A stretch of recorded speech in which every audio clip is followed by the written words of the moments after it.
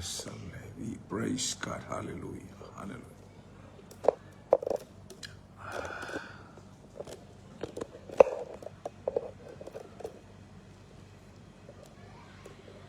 We are let all ni vai ngore afiafi. Ya tu mo tu ile tu le vi inga mo le fa manu mo le fa le tanga. Hallelujah. Praise God. Thank you, Jesus.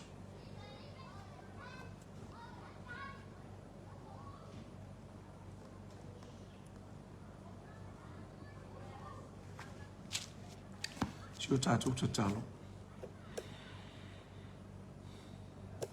For ia ia te ole vi inga ma tu tu mai no ma tu ni vai ngore afiafi fi ma tu lo to au ona.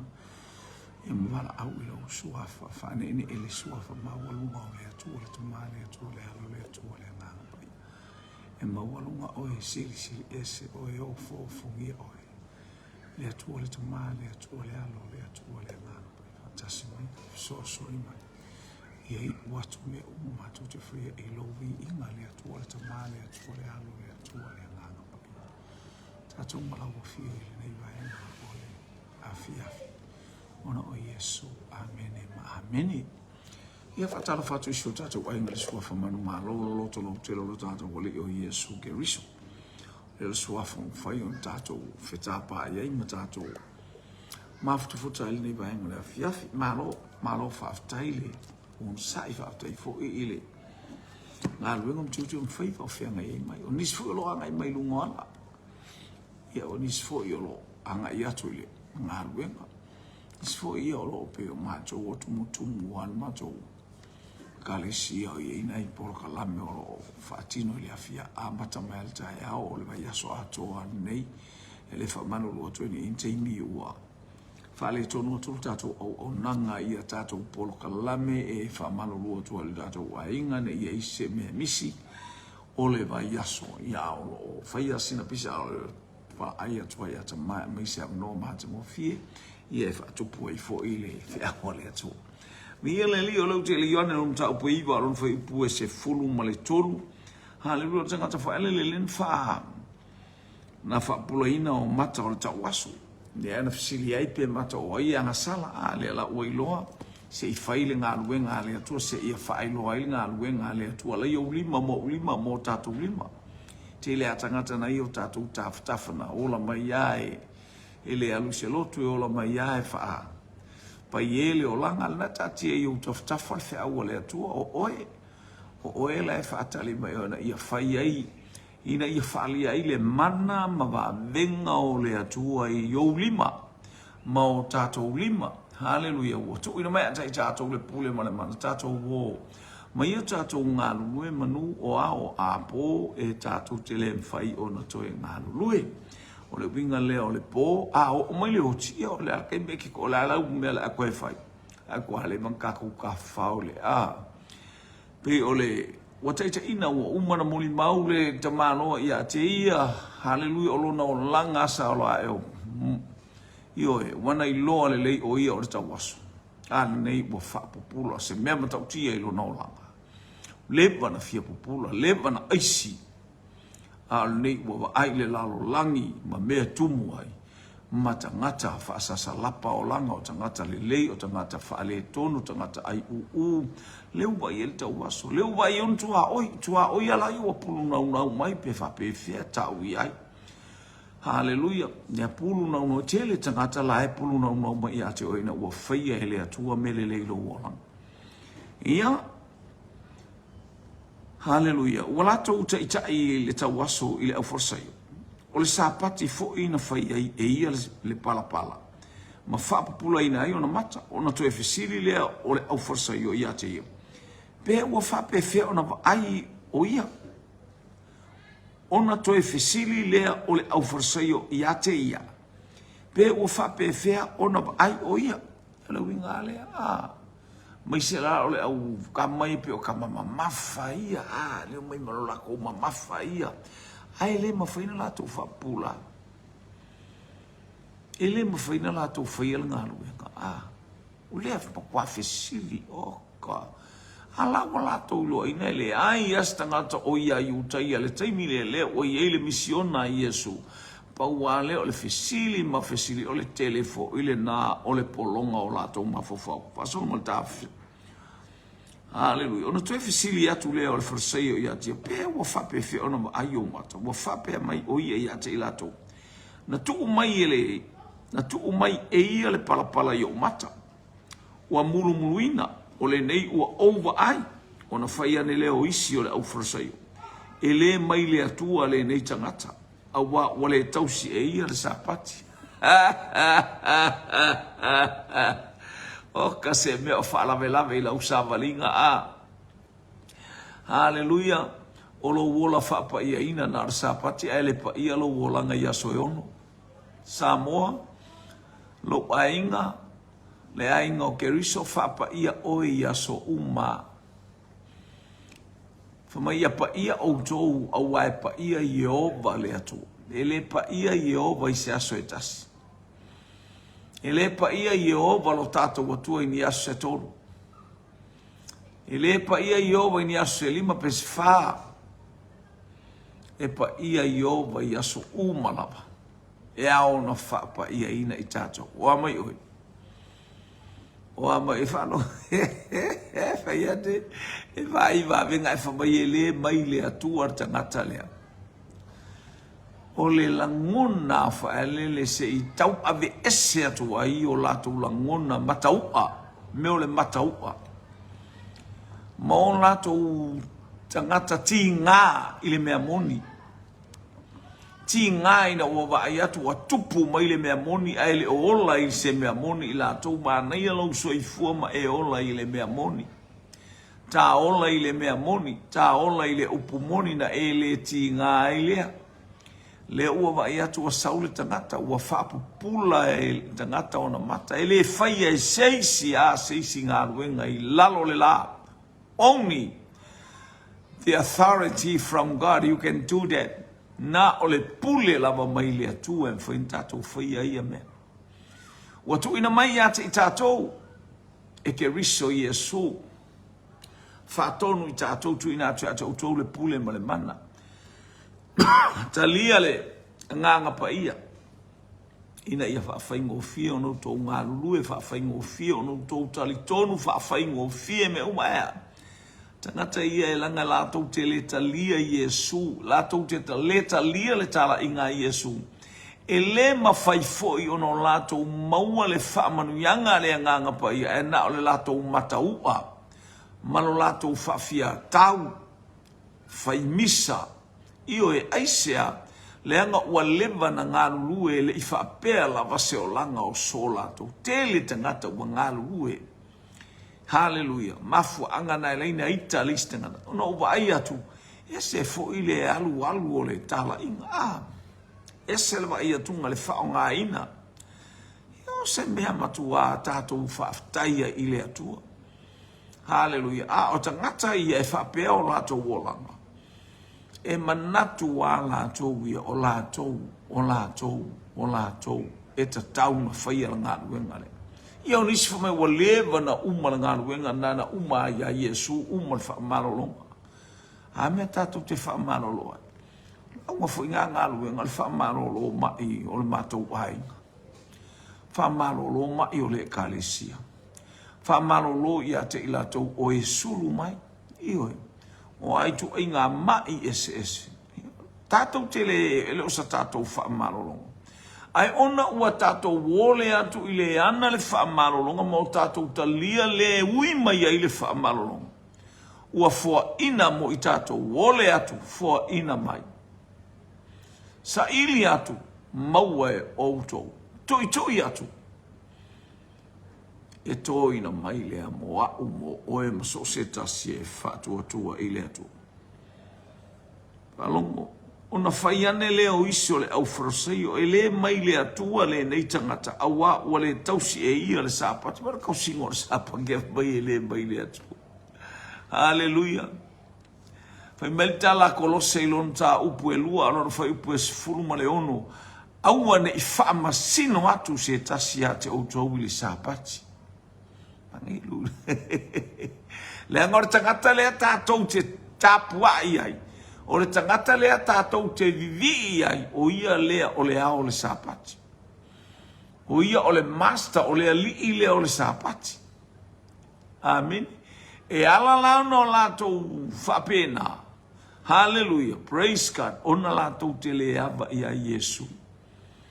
Lātou te le talitonu ia Yesu. E ala no lātou whaonga ina Yesu i lātou tala inga. Hallelujah. Ina ia taitai mai eini si le lātou lotu. Ai, alau whai mai.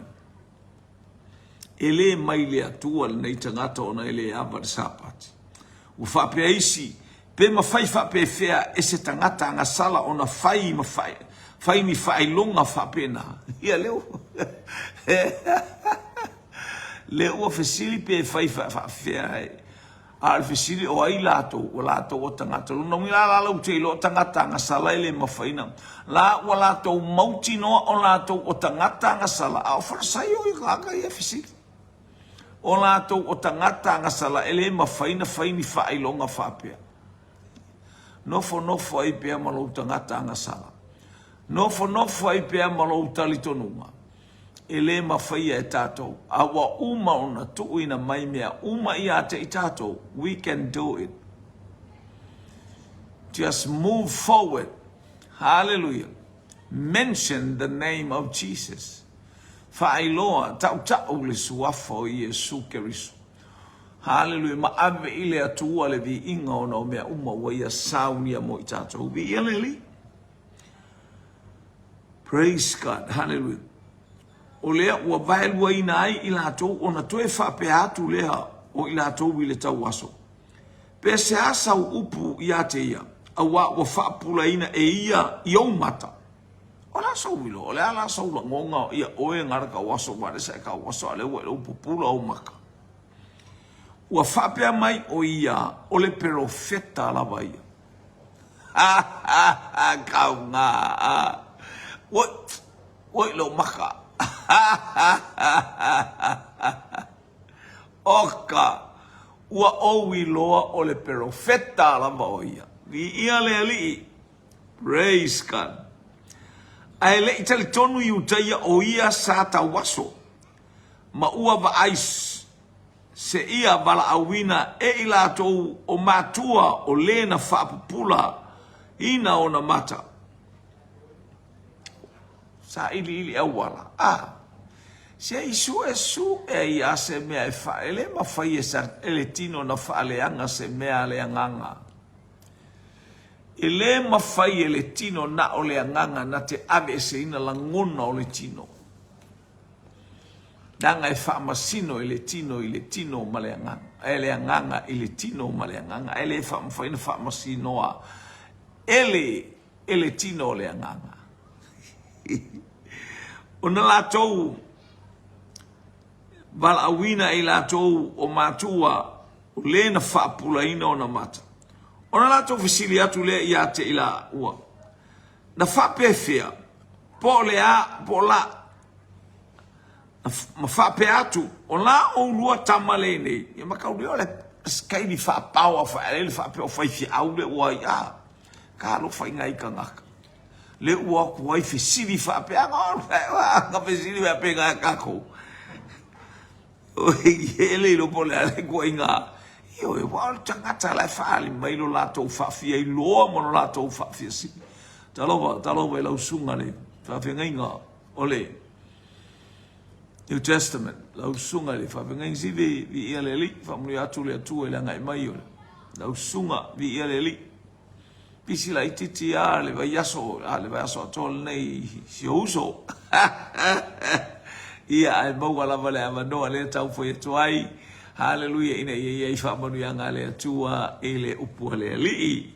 Ia ua tali mai ona matua ia te ila tau ua whapea mai. Ua mai loa o la matama le nei na tau waso fo ia ina o whanau mai. Ai mate le i loa pena whapewhi ona ba ai nei. Mate le i loa foi po o ai le ua whaapula ina ona mata. Ua matua ia outou fesili atu ia te ia. Na te tautala mai lama o ia.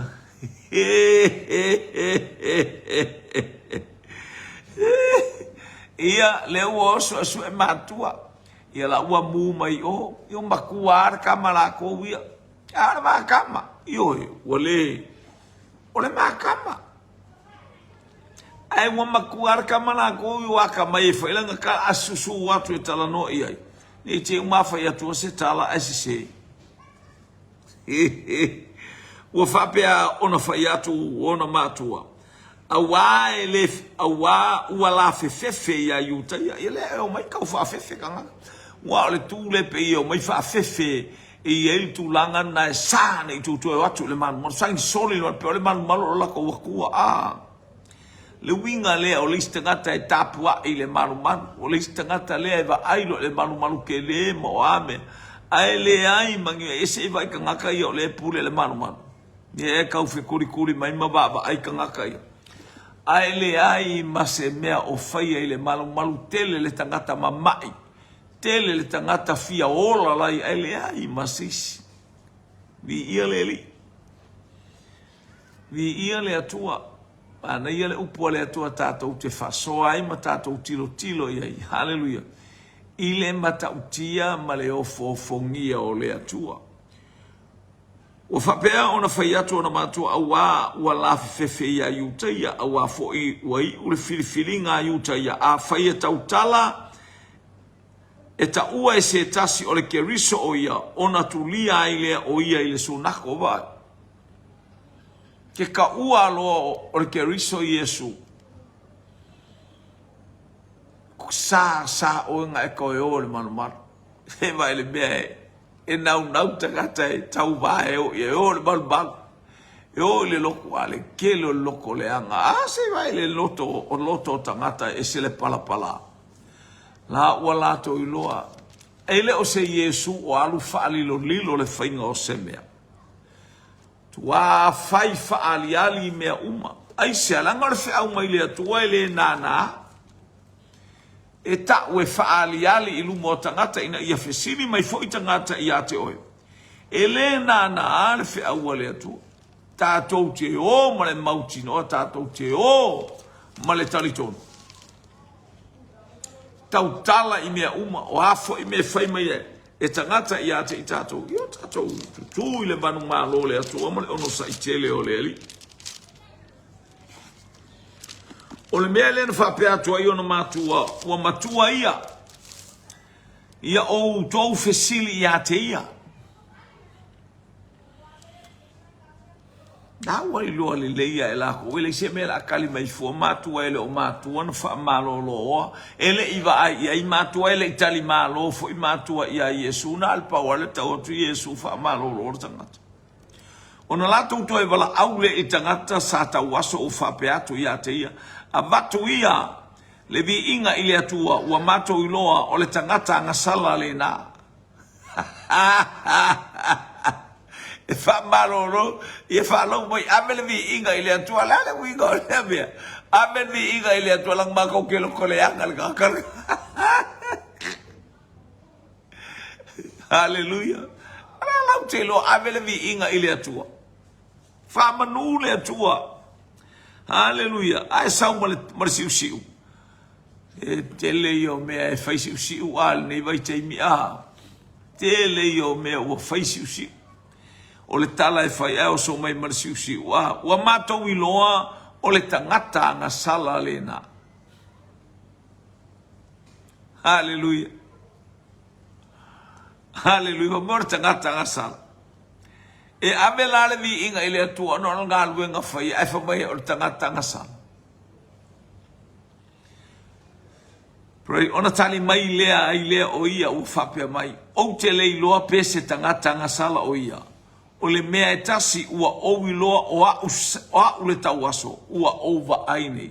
Kaukia a. Pa ua le mea le o te ilo ke le whamasingo ma o ke ilo ele oskang whamasingo o ke ilo inga inka nga ka nga sala.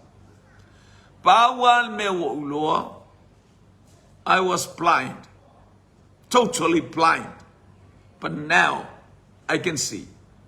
Ua over eye. Hallelujah, hallelujah. Ala e fia io tangata tawaso tangata tawaso ia fariseo ma le autusi upu tawaso fa'alenganga. Praise God. Tau mo fai mai ala tau tala. Ni ala o tali atu. Paul me o uloa sa tawaso a ure o vai. Ona toe whape atu leo i lato iati a pe se ale mea na ia whaia iati oe. Pe na whape whea ea ona whapula ina e ia o mata. Ia vai ngā whesiri mua foi. Ale foi o koe whesiri. Na whesiri mua foi leo wa enga pe na whapula ona mata.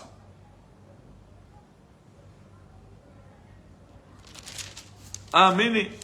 Ale fu to efisiri watali mai o ia iate ilato. Wa uma ona outa watu iate outou. Ai tau tele i whaalongo mai lava. E esele mea la ea lule kala. Ale mafau fomo kwa mamau esi. E esele kala lai fa. Ia makau lea kaka fa. Eke au koe kau kala mai ia yanga mea le anga la. Amini. Io e alolo ake au kangi ke ia ungo fumo koe ka unga mea lai fa. La. Fapena uma ese ale mela tautala ese mela e algo ia ile mafaufau. Wo foi ia itala.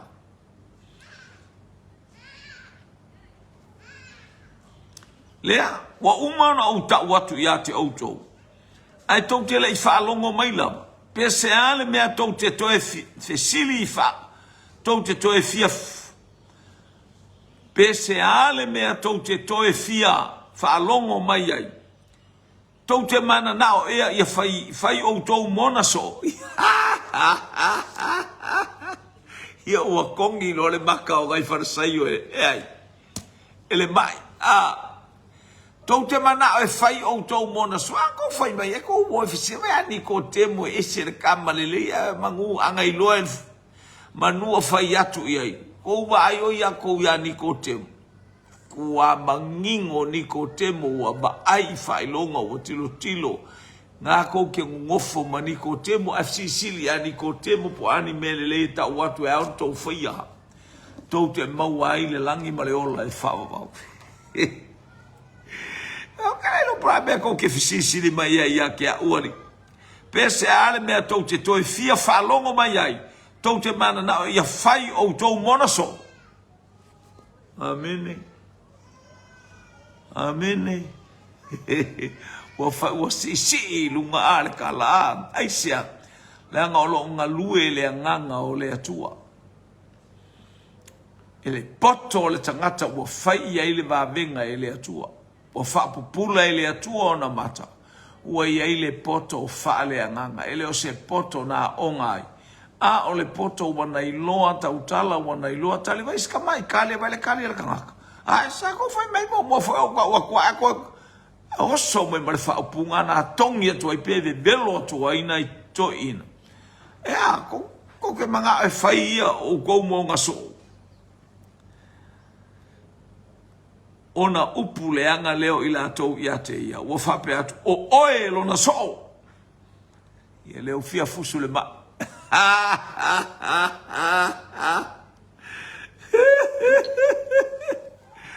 Leo afia fusu le mai.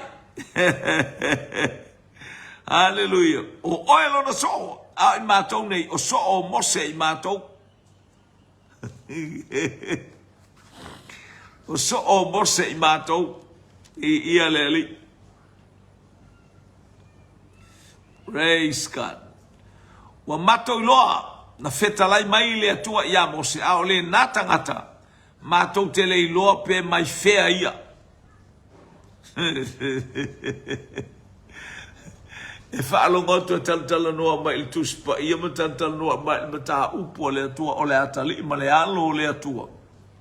Mo ia ele o talitonu o le alo o le atua Iesu. A ia tau ngale upu ma le whaalonga atu. Mala malama. Sora ka mala malama le tuspa ia. Ora tangata le makua. Mala malama le kanga le kuspa ia. Amen. Amen. Ia leli. Ai, lai o ai tuli. E o ai tuli. Ale fia mata iai. E o ai tuli. Awa leva na lato fia fai mas. Fai so.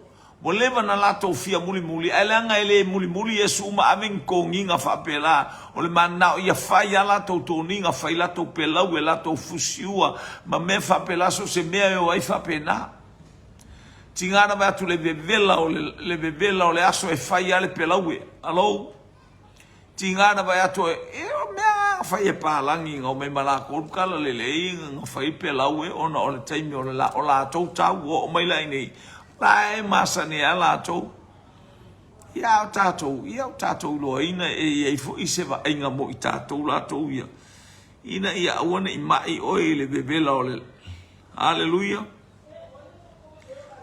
ua tali mai tangata ua whapea mai ia te ila to o le mea e ofo ai le nei ina ua ele iloa e o tou pe mai fea o ia a ua whapupula mai e ia o umata le mea le makaukia o le kou le iloa a ua whaapupula mai e ia o mata. O le ala kou kala. Koe whaalonga mai wha ipule e tōru sfuru.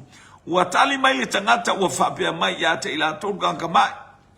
O le mea e ofo ai le ne ina ua le iloa e o tau a wao o kou ka haka popoko kou ka haka mai. So ska haka e whaia mea whapea is from God. The only power and authority is from God to do this. Heal people. Hallelujah. Aya, anmele mai tau watu. So ole mea o fuai le ne ina ua le iloa e o tau pe mai fea ia. A ua whapupula mai e ia o umata. Tasi ala ua aiku sole. Ole whaifi au. Karo whae. Hallelujah, ka ngaka ore. Nā tali o Yesu. Ia o pe ua e ita i o tangata foi pe abai me o tātou sābara. E o la kani o le koe talova. O le sikanga me kalo wala usunga na wawenga a le pepe loia. A le pepe loia.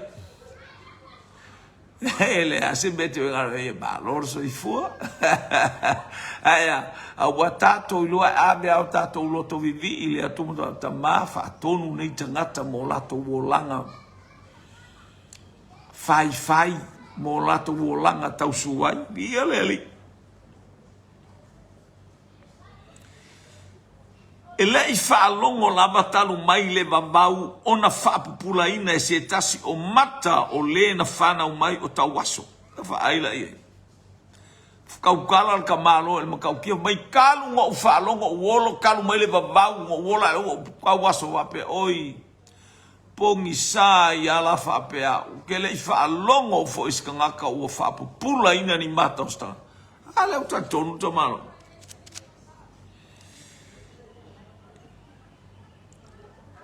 Whaapupulaina mata o se tasi, a whaapupulaina e se tasi o mata o le na whanau mai o tawaso.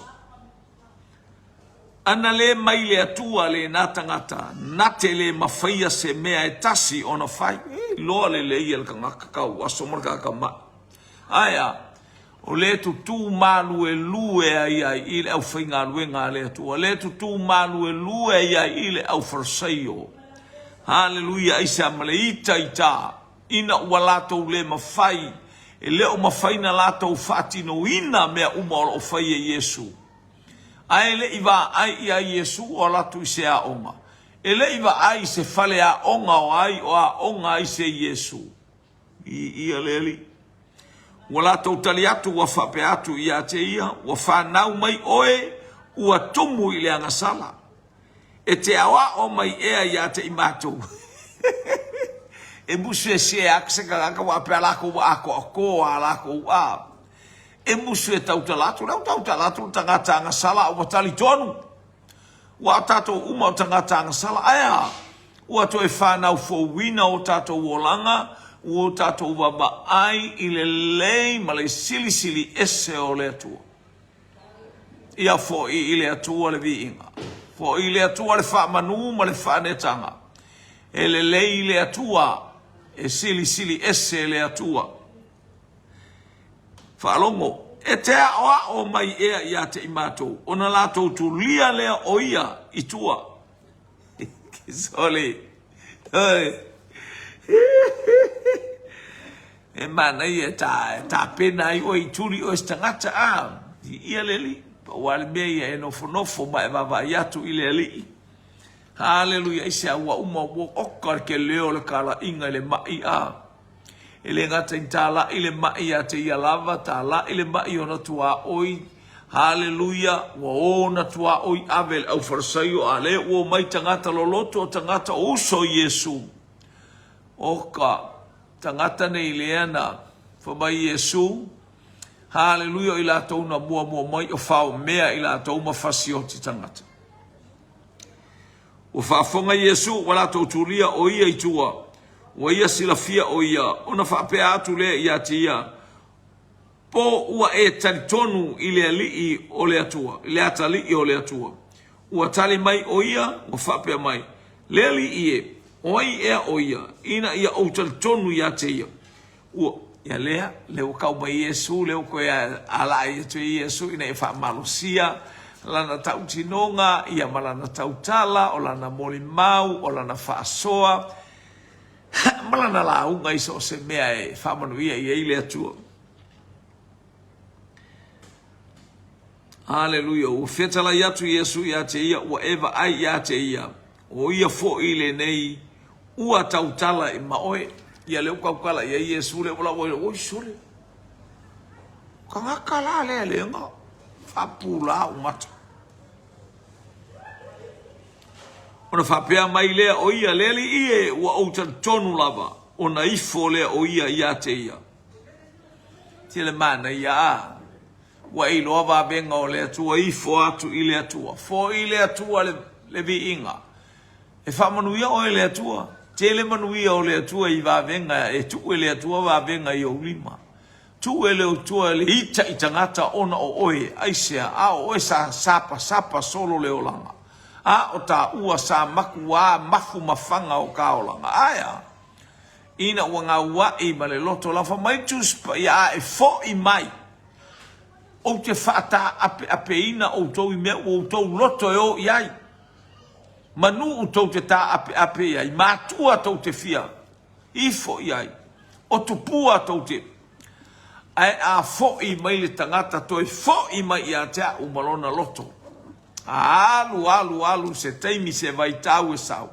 A e toi fo i mai se la ngona. Whaola ina i loto wa e mana tua lo watua. O te a apa atu ma whaola ia te oe. O te a apa atu ma au mai oi le malolonga.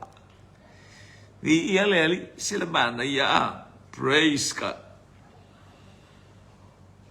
Ona whapeane leo, ona whapeane ai leo Yesu, o le whaamasinonga, o le mea lea na o sawai i le lalolangi. I le lalolangi ne, ina ia lātou wa ai, o e le wa ai. Ia whata waso ina fo, i lātou o e ta waso, o e le wa ai. Ua whaalongo mai ia te ia mea nisi, o le au farsei o sa lātou iai mai ia. Ona whapea mai lea o i lato ia te ia. O i mātou foi ua mātou tau waso ia. Ia lea, lau i loa le leia la kou leu inga le whaka oko. Wa amaka ngā tu ia i lea tua se langona ia te i lato e tau tala mai Yesu e lato langona. Lawa lato langona. O kala uma Yesu e whakau ia lako. Ai le ai ma seisi e pu ea. E le ai ma seisi e o ia i songa lima whalongo hoi. Haleluya. O i mātou foi, ua mātou tau waso ia. I oe, e mawhaianga e kilo mai ma e pupula mai, e makua e ka wasoa. Pei artala iwi mamango. O tangata mea la e leongi iwi mamango, tangata aya. Ua le ai ma se faa moe o le nupa ia o le atua i le ola aisea. Ua matua mango. Haleluya le se mea i o lato o langa e mafau i le atua. O whape atu Yesu ia te i lato a whai ana outou tau aso. Po ua le ai sa outou wangasala. Ana outou tau aso. Ua le ai sa outou wangasala. I oe, ai sea Nanga le ko ke pupula I me yo ke anga ko ka waso ko ke le anga sala. Le anga ko ke le va ai va venga. Tato uma anga fa peka ko ke ka waso maka ko ngofu maka ko falongolongo. O I tato o tangata tato teo ile malo le langi male ola I fa ba ai sea.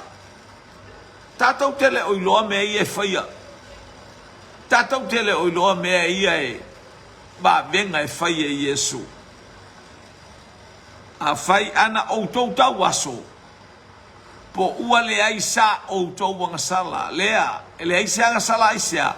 Le anga la tau tele o va ai I mea ia e pisa e lalang. O le nei o lo whapea outou. Ma tau te va ai o lea e o tu maua I pea la outou wanga sala. Toi fai tau atu le vaenga lea. Hallelujah. O le nei o lo whapea outou. Ma tau te va ai. O lea ua tu maua I pea la outou wanga sala. O lau va ai. Ma lau sila. Fatinonga ma moli mawina o mea e tele I le lalolangi nei ma mea o tatou titule. A e tele fo yese. E tele matau, e tele ama, e tele mingao, e le ai so famoe moelo.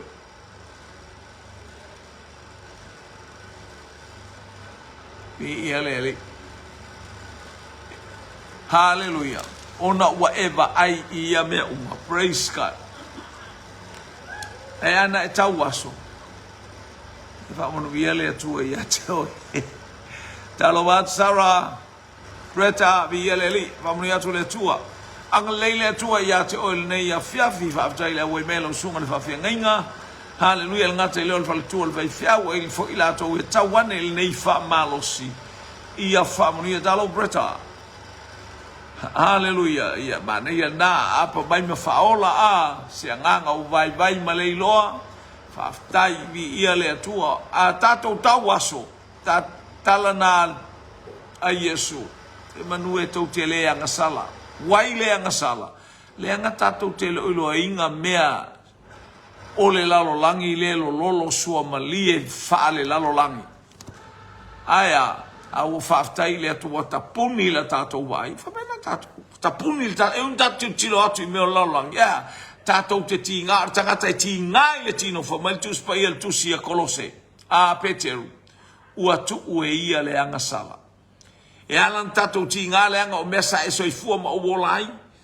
Au tātou atu la e whaia e tangata. Aya, e te tinga lofa I ai fale te tinga hallelujah e tinga o mea sa e ola I awa e lofa atu I lo uso ina ia tā pena e le atua se awala e fo ia se ai ma ia iai le faa manu ianga le atua ia whaftai mo le whamalosi ia ianga le atu le atua whamanu I atu le atua o le talana le tā upo iwo le tusia le ua fai wina nei le mata o peiva nei afiafi o le aso atai au pe atai te ia tu le soi foma le ola o ti lo le atatu wanga ia tu le mata o pe se fulu le fa pe mai o nei o le vine moni vi ele ali anga le tu ma le fa malo si tatu fa longo fa ta se fa unga le ali ta fe mai lungo o to ia te tatu te fia ai fa muni atu le tu ia lo sunga fa fi au sibe. Hallelujah, ia ngalele ia tu foi le kalesia ele ngata foi lea o lau masiofo familia preta mal fatua bi ia le tua da tatu tala no be matalta mafala ai ia taimi e wa le tala fenga tu le poka la mele o uli fa manu lo to ngolo fainga winga le kalesia praise God it's a tauna ia le faifi au bi e so ai o le mai le tu ke ia fa mai to ma e te melanga pa ia fai lo le lunch kai mingi fai lo le me vai fai le lunch e ka karsu kasia uko anga karsu lo fai lo le lunch e sia yo au so fai atu le ai mai ni ia le atu ia fai atu le ai mai no la te ai lo apapako elo fa bosia tatu ai ngale nei afiafi la o na tau tua mo oile nganga fa ma wala lo ona o Yesu amen amen amen to God be the glory forever and ever amen.